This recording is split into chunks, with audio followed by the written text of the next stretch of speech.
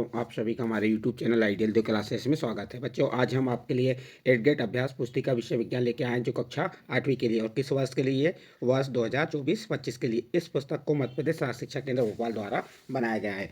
और बच्चों, आपको बता दें कि जो आपकी 8 गेट अभ्यास पुस्तिका विषय विज्ञान की है, इसी से आपको वार्षिक परीक्षा में अत्यधिक पूछा जाएगा। तो आपको तैयारी किससे करना है? 8 गेट अभ्यास पुस्तिका से ही करना है। चलिए देखते हैं इसका आज अध्याय कौन सा करेंगे हम। अध्याय 7 है, सॉरी अध्याय 5 है आपका। अध्याय 5 में क्या है? पौधे एवं जंतुओं का संरक्षण। तो चलिए देखते हैं अध्याय 5 क्या दिया है। अध्याय 5 पौधे एवं जंतुओं का संरक्षण, पाठ के पूर्व की कुछ तैयारी।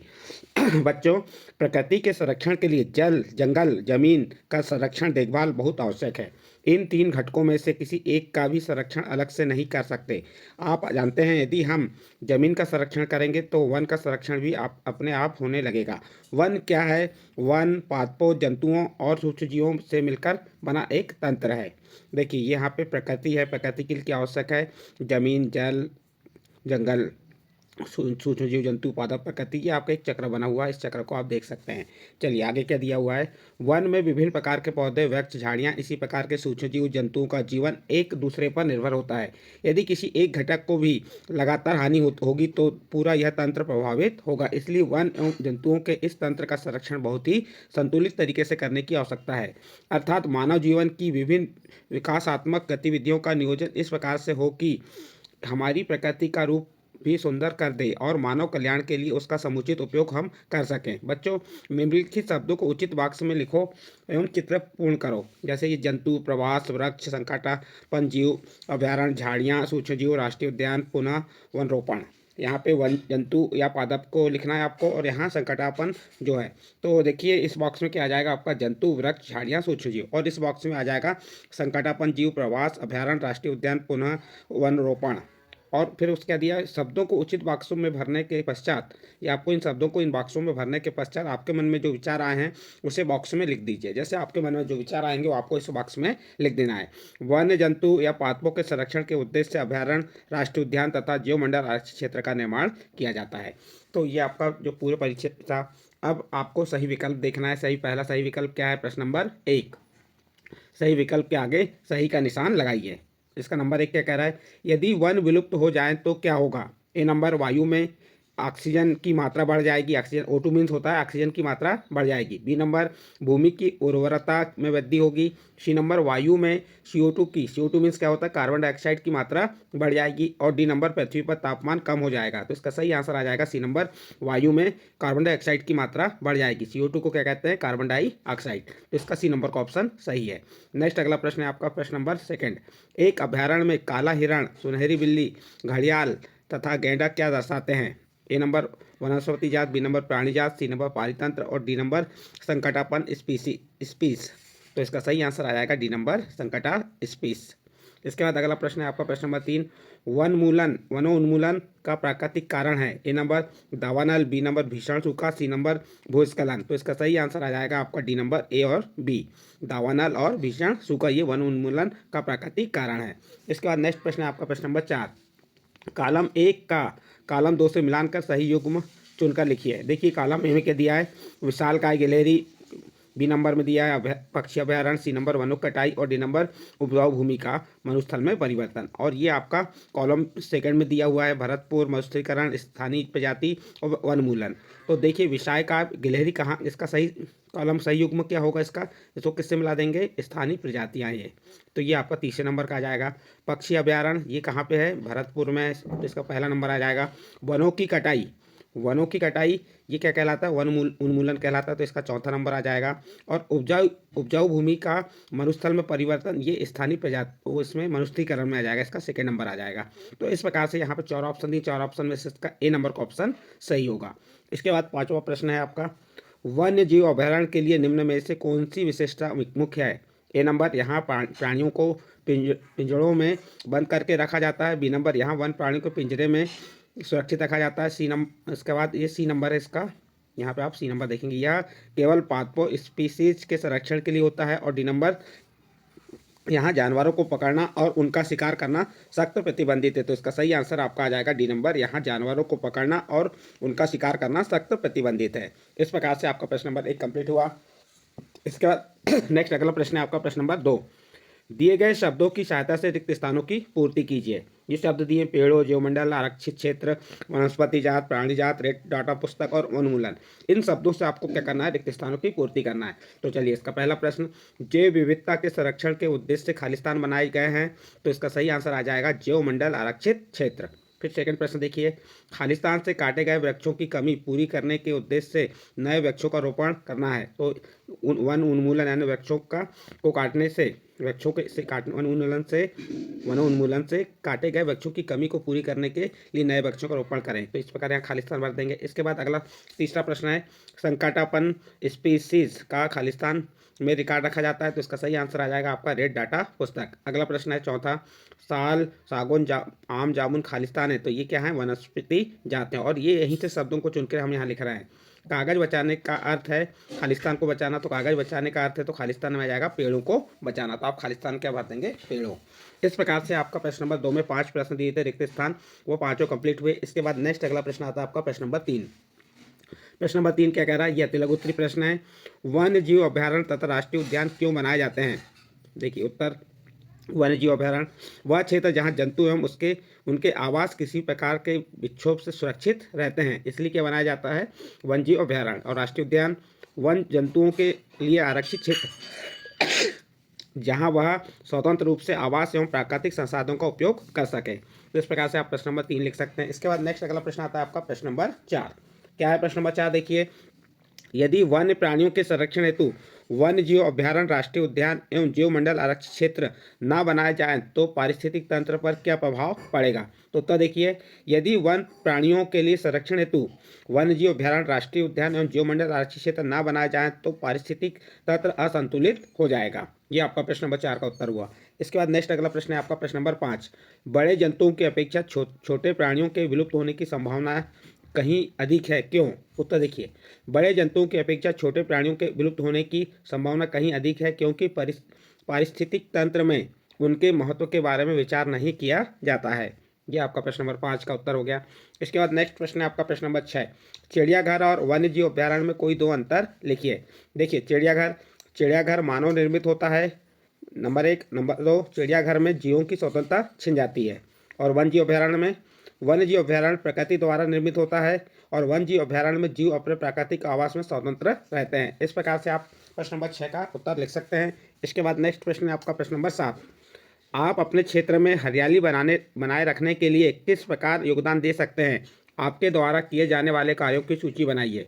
तो देखिए बच्चों, इसमें क्या कहा है, आप प्रश्न क्या है, आप अपने क्षेत्र में हरियाली बनाए रखने के लिए किस प्रकार योगदान दे सकते हैं।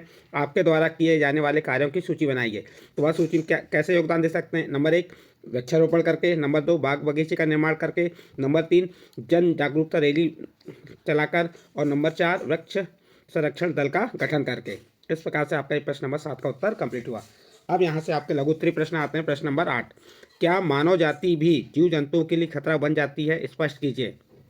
तो उत्तर देखिए, हाँ, मानव जाति भी जीव जंतुओं के लिए खतरा बन जाती है, जैसे मांस, चमड़ा, सींग, औषधि आदि हेतु शिकार करने पर। नंबर 2, वनों को नष्ट करने पर जीव जंतुओं को आवास की असुविधा होती है। तो इस प्रकार से आपका प्रश्न नंबर 8 का उत्तर कंप्लीट हुआ। इसके बाद प्रश्न नंबर 9, कल्पना कीजिए कि अगर पृथ्वी से वन समाप्त हो जाए तो निम्न पर क्या प्रभाव पड़ेगा। देखिए बच्चों, प्रश्न क्या कह रहा है, कल्पना कीजिए कि यदि अगर पृथ्वी से वन समाप्त हो जाए तो निम्न पर यानी मनुष्य पर क्या प्रभाव पड़ेगा। और आगे दिया हुआ है मनुष्य पर क्या प्रभाव पड़ेगा और पर्यावरण पर क्या प्रभाव पड़ेगा। तो देखिए इसका उत्तर क्या होगा, मनुष्य पर क्या प्रभाव पड़ेगा। नंबर 1 क्या है, मनुष्य पर। तो चलिए मनुष्य पर क्या प्रभाव पड़ेगा देख लेते हैं हम।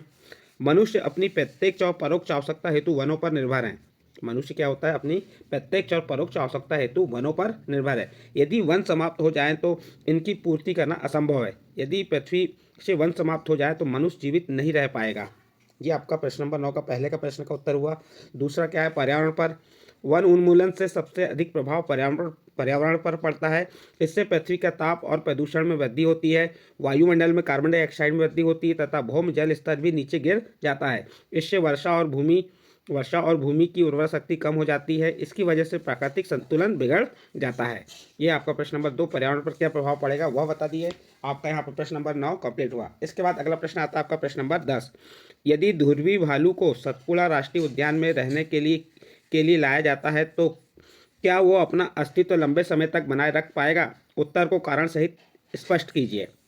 देखिए, यदि ध्रुवी भालू को सतपुड़ा राष्ट्रीय उद्यान में रहने लाया जाए तो जलवायु परिवर्तन के कारण वह अपना अस्तित्व लंबे समय तक बनाए नहीं रख सकता। इस प्रकार से आप प्रश्न नंबर 10 का उत्तर लिख सकते हैं। इसके बाद नेक्स्ट प्रश्न है आपका प्रश्न नंबर 11। प्रश्न नंबर 11 क्या कह रहा है? पहली अपने माता पिता के साथ राष्ट्रीय उद्यान भ्रमण के लिए गई। वहाँ उसने नदी किनारे कुछ पक्षी देखे। पहली की माँ ने उससे बताया कि ये पक्षी संसार के अन्य भागों से उड़कर यहाँ आए हैं। बताइए, इसके प्रश्न जो नीचे दिए ए और बी, उसके उत्तर बताना है आपको। बताइए, ये पक्षी जो अपने मूल आवास से उड़कर सुदूर क्षेत्रों पर लंबी यात्रा करते हैं क्या कहलाते हैं? तो उत्तर हो जाएगा, ये पक्षी जो अपने मूल आवास से उड़कर सुदूर क्षेत्रों तक लंबी यात्रा करते हैं प्रवासी पक्षी कहलाते हैं। ये आपका प्रश्न नंबर ए का उत्तर हुआ। और प्रश्न नंबर बी क्या है? ये पक्षी अपना मूल आवास छोड़कर सुदूर क्षेत्रों की यात्रा क्यों करते हैं? तो इसका उत्तर बता देंगे, जलवायु में परिवर्तन के कारण प्रवासी पक्षी प्रत्येक वर्ष सुदूर क्षेत्रों में एक निश्चित समय पर उड़कर यात्रा करते हैं। इस प्रकार से आपका प्रश्न नंबर 11 का उत्तर कंप्लीट हुआ। इसके बाद नेक्स्ट अगला प्रश्न है इसका सी नंबर का भी है। इन पक्षियों को उदाहरण, तो ये पक्षी कौन से हैं? Black headed gull, green sandpiper, northern lapwing, Eurasian hobby आदि ये पक्षियों के उदाहरण हो गए। इसके बाद नेक्स्ट अगला प्रश्न आता है आपका प्रश्न नंबर 12। बाघ उन स्पीसीज में से एक है जो धीरे धीरे हमारे वनों में से समाप्त हो रहा है, लेकिन वन्य जीवों के लिए आरक्षित क्षेत्रों में बाघों की संख्या में वृद्धि हो रही, इसका कारण है? तो देखिए, वन्य जीवों के लिए आरक्षित क्षेत्रों में बाघों की संख्या में वृद्धि हो रही है क्योंकि आरक्षित क्षेत्रों में बाघों की वृद्धि हेतु आवश्यक परिस्थितियां प्रदान की जाती हैं। ये आपका प्रश्न नंबर 12 का उत्तर कंप्लीट हुआ। इसके बाद नेक्स्ट अगला प्रश्न है आपका दीर्घोत्तरी प्रश्न, प्रश्न क्रमांक 13। क्या कह रहा है प्रश्न क्रमांक 13? किसी पारितंत्र में हरे पेड़ पौधे, शाकाहारी तथा मांसाहारी जीव जंतु एवं सूक्ष्मजीव पाए जाते हैं। यदि इस पारितंत्र में कुछ प्रतिकूल परिस्थितियां उत्पन्न हो जाए तो क्या होगा? जैसे नंबर 1, यदि हरे पेड़ पौधे सूख जाएं तो क्या होगा? तो आप उत्तर बता देंगे, यदि हरे पेड़ पौधे सूख जाएं तो पृथ्वी पर जीव जंतु समाप्त हो जाएंगे, वह ऑक्सीजन का स्तर कम हो जाएगा, प्रदूषण का भी खतरा और अधिक हो जाएगा, प्राकृतिक आपदाओं में वृद्धि हो जाएगी तथा मनुष्य का जीवन अस्त व्यस्त हो जाएगा। ये आपका पहले प्रश्न का उत्तर हुआ। दूसरा प्रश्न क्या कह रहा है? यदि मांसाहारी जंतुओं की संख्या में वृद्धि हो जाए तो क्या होगा? तो उत्तर देखिए, इससे खाद्य श्रृंखला में असंतुलन पैदा होगा, जिसके परिणाम स्वरूप शाकाहारी जीवों की संख्या में कमी आएगी क्योंकि मांसाहारी जीव उन पर निर्भर रहेंगे तथा उत्पादकों की जनसंख्या में वृद्धि होगी क्योंकि पौधों पर निर्भर शाकाहारी जीवों की संख्या कम हो जाएगी। इस प्रकार से आप प्रश्न नंबर 2 का उत्तर लिखेंगे। इसके बाद तीसरा नंबर प्रश्न क्या कह रहा है? यदि शाकाहारी जंतु समाप्त हो जाए तो क्या होगा? यदि शाकाहारी जंतु समाप्त हो जाए तो पारिस्थितिक तंत्र बिगड़ जाएगा और पृथ्वी पर वनस्पतियों की संख्या बढ़ जाएगी। इस प्रकार से आप तीनों प्रश्नों का उत्तर लिख सकते हैं। इसके बाद नेक्स्ट अगला प्रश्न है आपका प्रश्न नंबर 4 इसी का। पारितंत्र में सूक्ष्मजीवों का क्या महत्व है? उत्तर देखिए, पारितंत्र में सूक्ष्मजीव अवघटक का कार्य करते हैं। ये जटिल संरचना को सरल रूप में बदलकर भूमि में मिलाते हैं। इस प्रकार से आपका प्रश्न नंबर 13 का उत्तर कंप्लीट हुआ। इसके बाद नेक्स्ट अगला आता है प्रश्न नंबर 14। वन्य अभ्यारण्य, राष्ट्रीय उद्यान तथा जीवमंडल आदि क्षेत्रों की विशेषताएं लिखिए। देखिए, वन अभ्यारण्य ये वन जंतुओं के लिए सुरक्षित एवं संरक्षित क्षेत्र है। राष्ट्रीय उद्यान ये वनस्पति जात, प्राणी जात और दृश्य भूमि तथा ऐतिहासिक वस्तुओं के लिए संरक्षित क्षेत्र हैं। इसके बाद जीवमंडल आरक्षित क्षेत्र ये वन्य जीवन, पौधों और जंतु संसाधनों और उस क्षेत्र के आदिवासियों की पारस्परिक ढंग से जीवन यापन संरक्षित क्षेत्र हैं। इस प्रकार से आप प्रश्न नंबर 14 का पहले प्रश्न का उत्तर लिख सकते हैं। इसके बाद इसी का सेकंड प्रश्न है, अपने जिले, प्रदेश एवं देश में जो राष्ट्रीय उद्यान, वन्य जंतु अभ्यारण्य, जीवमंडल आरक्षित क्षेत्र और निम्न तालिका में लिखिए। देखिए, यहाँ पे संरक्षित क्षेत्र हैं राष्ट्रीय उद्यान, वन्य जंतु अभ्यारण्य और जीवमंडल आरक्षित क्षेत्र। आपके जिले में राष्ट्रीय उद्यान नहीं है और वन्य जंतु अभ्यारण्य कितने हैं? 1 और जीवमंडल आरक्षित क्षेत्र नहीं है। प्रदेश में राष्ट्रीय उद्यान 12 हैं, वन्य जंतु अभ्यारण्य कितने हैं? 24 हैं और जीवमंडल आरक्षित क्षेत्र 3 हैं। और देश में राष्ट्रीय उद्यान कितने हैं? 106, वन्य जंतु अभ्यारण्य कितने हैं? 528 और जीवमंडल आरक्षित क्षेत्र कितने हैं? 18। इस प्रकार से आप इस तालिका को पूर्ण कर सकते हैं। इसके बाद आपका प्रश्न नंबर 15। एक विद्यालय में प्रतिवर्ष 4 टन कागज की खपत होती है। यदि नंबर 1 यह विद्यालय अपने कागजों की पूर्ति करना चाहे तो इन्हें प्रतिवर्ष कितने पौधों को लगाना होगा? 1 टन कागज के लिए 17 वृक्षों को काटा जाता है। चूंकि 1 टन कागज के लिए खपत कितनी है? 17 वृक्ष की है, इसलिए कितने? 4 टन। इसलिए 4 टन कागज के लिए कितनी खपत होगी, तो 17 गुणित 4 NH 68 वृक्ष। अतः प्रतिवर्ष हमें 68 पौधों को लगाना होगा। या ठीक है। इसके बाद सेकंड नंबर का प्रश्न देखिए, विद्यालय यदि 50% कागज का पुनर्चक्रण कर उपयोग में लाया जाता है तो इस स्थिति में कितने पौधों को प्रतिवर्ष लगाना होगा। चूंकि यदि उत्तर में क्या लिखेंगे, चूंकि यदि 50% कागज को पुनर्चक्रण कर उपयोग में लाया जाता है तब 68 पौधों का 50%, तो 68 गुणित 50/100, 1 शून्य से 1 शून्य कटा, 5 दूनी 10, 5 एकम 5, 5 दूनी 10 और 2 का भाग 68 दी 34 बार, यानी 34 पौधे लगाना होगा। यह आपका प्रश्न नंबर 2 का उत्तर कंप्लीट हुआ। इसके बाद तीसरा नंबर क्या कह रहा है, विद्यालय कागज की बचत के लिए कौन कौन से विकल्प अपना सकता है। ये नंबर कागज के स्थान पर कपड़े का उपयोग करके, दूसरा कागज का पुनर्चक्रण करके, तीसरा कंप्यूटर का उपयोग करके, चौथा कागज का मित वैतिता से उपयोग करके और पांचवा कागज की बचत के लिए जन जागरूकता अभियान चलाकर। इस प्रकार से विद्यालय कागज की बचत के लिए निम्न विकल्प अपना सकता है। यहाँ पे आपका ये प्रश्न कंप्लीट हुआ। इसके बाद आपका प्रोजेक्ट 1 स्टार्ट होता है। प्रोजेक्ट 1 का अ नंबर का प्रश्न, अपने क्षेत्र के विशेष क्षेत्रीय पौधों और जंतुओं की सूची बनाइए। देखिए विशेष क्षेत्रीय पौधे कौन से हो गए, साल, आम, तुलसी, मनी प्लांट, गुल्हाड़, एलोवेरा, चमेली, गुलाब आदि। और विशेष क्षेत्रीय जंतु कौन से हो गए, विषाण, भारतीय विशाल गिलहरी तथा उड़ने वाली गिलहरी इस क्षेत्र के विशेष क्षेत्रीय प्राणी हैं। इसका ब नंबर का प्रश्न क्या कह रहा है, मध्य प्रदेश में स्थित राष्ट्रीय उद्यान, वन जंतु अभ्यारण्य व जीवमंडल आरक्षित क्षेत्र के संबंध में एक रिपोर्ट तैयार कीजिए। यहाँ पे संरक्षित क्षेत्र हो गया, स्थान हो गया, किसका संरक्षण किया जाता है, फोटोग्राफ, पेपर या कटिंग रिपोर्ट। राष्ट्रीय उद्यान कान्हा किसलई पेच माधव राष्ट्रीय उद्यान प्राकृतिक पर्यावरण का जैव विविधता का क्षेत्र है और यहाँ पे आप उसकी फोटो लगा देंगे और एक रिपोर्ट बता देंगे, एक प्राकृतिक उद्यान। इसी प्रकार आगे चलिए, इसमें वन्य जंतु अभ्यारण्य, गांधी सागर बांध, मंदसौर, करेला और शिवपुरी। पशु पक्षी या वन संपदा, और यहाँ पे आप उसके विशेष वो लिख देंगे, यह जंगली जीवों को सुरक्षा और वांछनीय रहने का वातावरण प्रदान करता है। और ये जीवमंडल के बारे में लिख देंगे, कहाँ पे, पचमढ़ी, पन्ना जीव आरक्षित क्षेत्र। प्राणी जात और वनस्पति के लिए और इसके विशेष क्या है, भौगोलिक रूप से जीव जंतुओं के प्राकृतिक भूभाग की रक्षा करना। इस प्रकार से प्रश्न कंप्लीट हुआ। इसके बाद प्रोजेक्ट 2 में क्या दिया है, अ नंबर, वृक्षों की अत्यधिक कटाई के लिए कौन कौन से कारक उत्तरदायी हैं, सूची बनाइए। तो आप उत्तर में लिख देंगे, वृक्षों की अत्यधिक कटाई के लिए निम्न कारक उत्तरदायी हैं। नंबर 1 मनुष्य के क्रियाकलाप, नंबर 2 औद्योगिकरण, नंबर 3 शहरीकरण, नंबर 4 दावानल नल और नंबर 5 भूकंप, भीषण सूखा आदि। ये क्या हो गया, वृक्षों की अत्यधिक कटाई के लिए निम्न कारक उत्तरदायी हैं। इसके बाद नेक्स्ट अगला प्रश्न है ब नंबर का, वनों की कटाई से पर्यावरण पर क्या प्रभाव हो रहा है, लिखिए। उत्तर देखिए, वनों की कटाई से पर्यावरण पर निम्न प्रभाव हो रहे हैं। नंबर 1 तापमान एवं प्रदूषण के स्तर में वृद्धि हो रही है। नंबर 2 वायुमंडल में कार्बन डाइऑक्साइड का स्तर बढ़ता है। नंबर 3 अनियमित वर्षा। नंबर 4 मृदा अपरदन। नंबर 5 विश्व उष्ण और नंबर 6 भूमि की उर्वरता में कमी। इस प्रकार से आपका ब नंबर का प्रश्न का उत्तर भी कंप्लीट हुआ। और इस प्रश्न के साथ प्रोजेक्ट 1-2 के साथ ही आपका जो अध्याय 5 था, अध्याय 5 के प्रश्न के उत्तर आपको हमने बता दिए और ये प्रश्न आपकी वार्षिक परीक्षा के लिए बहुत ही महत्वपूर्ण है। यदि बच्चों आपने हमारे चैनल आइडियल देव क्लासेस को सब्सक्राइब नहीं किया तो इसे सब्सक्राइब कर लीजिए और हमारे द्वारा जो वीडियो बनाए जा रहे हैं, जो वीडियो आपको बताए जा रहे हैं, इन वीडियो को अन्य ग्रुपों में शेयर जरूर कीजिए।